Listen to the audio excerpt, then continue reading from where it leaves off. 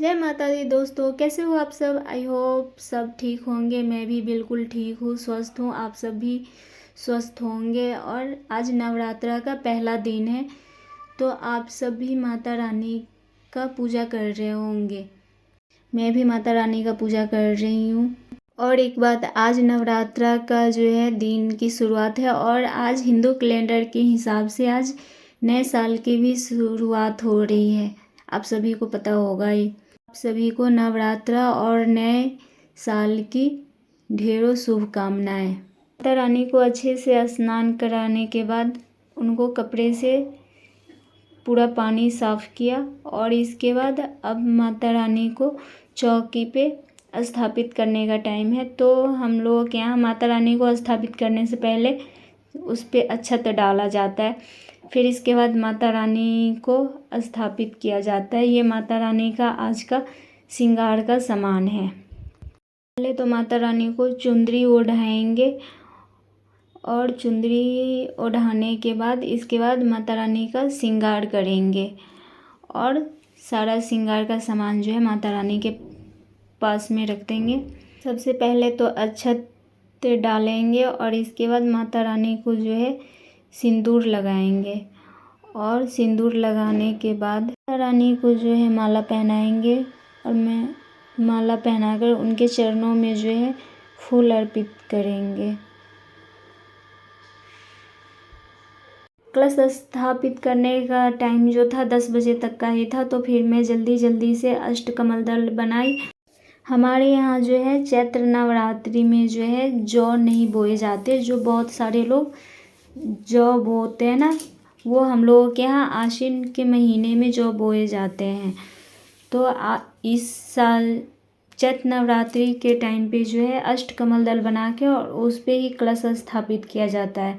और आश्विन के महीने में जो है ये कलश को जो है कलश के नीचे जौ बोए जाते हैं, फिर उसके ऊपर कलश रखे जाते हैं हमारे यहाँ।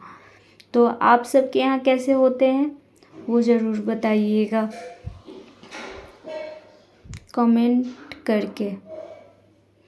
ये अष्टकमल दल अब हमारा हो गया है रेडी, देख सकते हो। मुझे तो उतनी अच्छे से बनाने नहीं आती, बट हाँ ठीक ठाक बन गया। और इसके बाद कलश अब स्थापित किए हैं और ये जो गंगा जल, इसमें थोड़ा सा जल पहले से डला हुआ था और ये गंगा जल जो है हम लोग गए थे ऋषिकेश, तो ये ऋषिकेश का गंगा जल है। और फिर इसमें जो है सारे चीज़ जो है डाल के और इसके बाद इसके ऊपर जो है आम का पत्ता डालेंगे और फिर इसके बाद चंदन हमने घोलना भूल गया, तो पहले चंदन घोलेंगे और चंदन घोलने के बाद जो है इसको क्या बोलते हैं, मैं तो भूल ही गई। कलश पर चंदन लगाएंगे, क्या बोलते हैं आप सब कमेंट करके बताना कि इसको क्या बोलते हैं। आप लोग भी कहोगे क्या पागल है हिंदू होकर और पता नहीं है, बट पेट में है मुंह में नहीं आ रहा ना, वही वाली बात हो गई है। और इसके बाद जो है कलावा बांधेंगे और कलावा बांधने के बाद नारियल पे भी जो है अशोक, क्या बोलते हैं इसको,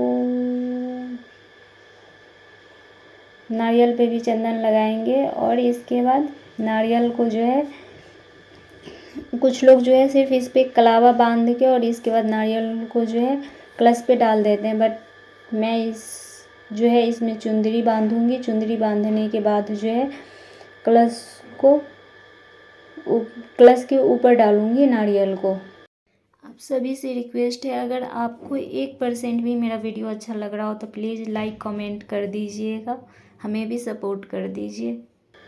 तो ये हमारे पतिदेव कह रहे थे कि इस फूल को जो है कलश के ऊपर जो है डाल देंगे, वो हमें बता रहे थे। तो मैं यहाँ कलावा से जो है चुंदरी को बांध रही हूँ।